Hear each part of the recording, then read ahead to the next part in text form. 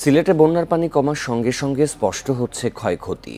ঘরবাড়ি, রাস্তাঘাট, কৃষি সবকিছুতেই বন্যার ক্ষত। পানি কমায় আশ্রয়কেন্দ্র ছেড়ে বাড়ি ফিরে বিধ্বস্ত ঘরবাড়ি নিয়ে দুশ্চিন্তায় পড়েছেন অনেকে। পুরোপুরি পানি না নামায় ক্ষয়ক্ষতি নিরূপণ করতে পারছে না জেলা প্রশাসন, তবে প্রতিশ্রুতি দিয়েছে সব ধরনের সহায়তার। এখন জন্ম সনদ দিয়ে খোলো বিকাশ স্টুডেন্ট অ্যাকাউন্ট। নিজের বিকাশ নিজে কর। মে ও জুন মাসে পরপর দুদফা বন্যায় বিধ্বস্ত সিলেটের ১৩ উপজেলা।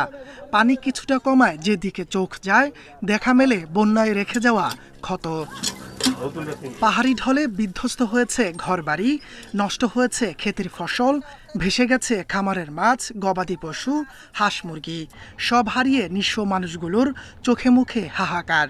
বিধ্বস্ত ঘরবাড়ি মেরামত করে আবার নতুন জীবনের সংগ্রামে ফেরার দুশ্চিন্তায় তারা। বিটা গুড়া নিছে কি বেড়া গুড়া হলাই দিছে, বুঝছি অবস্থা খারাপ। ধান ফান যা আছিল মনে হয় খানি এটা বিজাইয়া নষ্ট করছে পানিয়ে, মনে করো বেড়া দুয়ারা হলতেও নিছে কি আস মুরুক মরিয়া পানি আস বাসিয়া অনেক গেছে নিকিয়া। কৃষি সম্প্রসারণ অধিদপ্তরের হিসেবে দুদফা বন্যায় ক্ষতিগ্রস্ত অন্তত ১ লাখ কৃষক। নষ্ট হয়েছে অন্তত ১৭,০০০ হেক্টর জমির ফসল। এইবার যে বন্যাটা আসলে এটা পুরাটাই উপচে উঠছে আর কি। ওটার কারণে আমাদের যে আউশ ধানগুলি অবশিষ্ট ছিল মাঠে, আউশ এবং সবজি, এগুলা আমাদের অনেক নিমজ্জিত হয়েছে। এই সময় ২০,৪০০ মতো আমাদের মাঠে ফসল ছিল, ২০,৪৪০। এর মধ্যে প্রায় ১৭,৩৭৭ হেক্টরই আমাদের নিমজ্জিত হয়ে যায়। জেলা প্রশাসন বলছে বন্যায় ক্ষতিগ্রস্তদের সব ধরনের সরকারি সহায়তা দেয়া হচ্ছে। পানি নামার পর শুরু হবে পুনর্বাসন কার্যক্রম। এই সিটি কর্পোরেশন এলাকাতে যে ওয়ার্ডগুলো প্লাবিত হয়েছে, এখানে মানুষ যারা আশ্রয় কেন্দ্রে যাওয়া প্রয়োজন, সিটি কর্পোরেশন এবং আমাদের সংশ্লিষ্ট ডিপার্টমেন্ট এবং আমরা সমন্বিতভাবে কাজ করছি। জেলা প্রশাসনের হিসেবে বন্যায় সিলেট জেলায় অন্তত ১০ লাখ মানুষ ক্ষতিগ্রস্ত। ক্ষয়ক্ষতির পরিমাণ ছাড়াতে পারে হাজার কোটি টাকা। Independent news. বন্যা পরিস্থিতির ক্ষয়ক্ষতির বিষয়ে আরও জানাতে এবার সুনামগঞ্জ থেকে যোগ দিচ্ছেন সহকর্মী জাকির হোসেন। জাকির, ক্ষয়ক্ষতি নিরূপণে ঠিক কত সময় লাগতে পারে? সেখানকার যারা পানিবন্দী মানুষ রয়েছেন তারা এই ব্যাপারে কি বলছেন?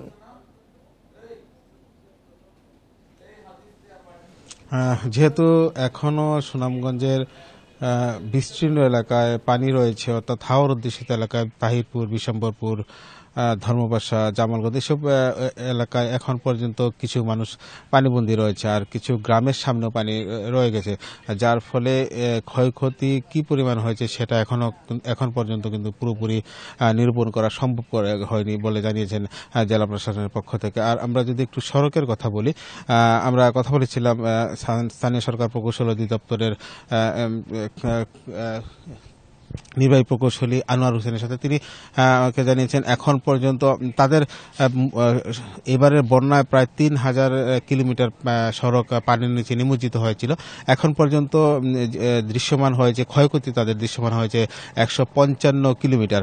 তো আরও ক্ষয়ক্ষতি হবে বলে তিনি আমাদেরকে জানিয়েছেন, কারণ পানি অনেকে এখন পর্যন্ত আরও কিছু সড়ক পানির নিচে তলিয়ে আছে।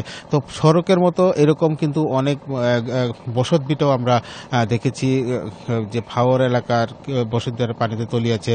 আর এই পর্যন্ত আমরা যেসব অবস্থা দেখছি, বিশেষ করে যদি বলি নির্ময়ের মানুষের যে কাঁচা ঘরবাড়ি, অনেক কাঁচা ঘরবাড়ি বিধ্বস্ত হয়েছে। কিন্তু এখন পর্যন্ত যদিও বিধ্বস্ত হয়েছে, মানুষ ঘরে ফিরতে পারছে না। আশ্রয়কেন্দ্রে রয়েছে অনেকে মানুষ, কারণ হচ্ছে ঘর ভেঙে যাওয়ায় মানুষ এখানে বসবাস করার মতো অনুপযোগী হয়ে পড়েছে। যারা একেবারে অসহায় দরিদ্র, তাদের জন্য আসলে জেলা প্রশাসনের পক্ষ থেকে বলা হচ্ছে তাদের তালিকা করে মন্ত্রণালয়ে চিঠি পাঠানো হবে, তারপর বরাদ্দ হলে তারপর তাদেরকে পুনর্বাসনের আওতায় নিয়ে আসবে। এটা আসলে একটা লম্বা একটি পদ্ধতির বিষয় হয়ে গেছে, কারণ এই মুহূর্তে ঘরে না ফিরতে পারলে তারা তাদের যে ঘরটুকু সেটাও হয়তো বা কারণ ঢেউয়ের আঘাতেও চলে যেতে পারে। তো সার্বিকভাবে আমরা বলতে পারি যত সময় যাচ্ছে মানুষের কিন্তু দুর্ভোগ বাড়ছে, যদিও পানি কমে গেছে। এই ছিল আমার কাছে সুনামগঞ্জের বন্যা পরিস্থিতির সর্বশেষ। সুনামগঞ্জ থেকে জানাচ্ছিলেন সহকর্মী জাকির হোসেন।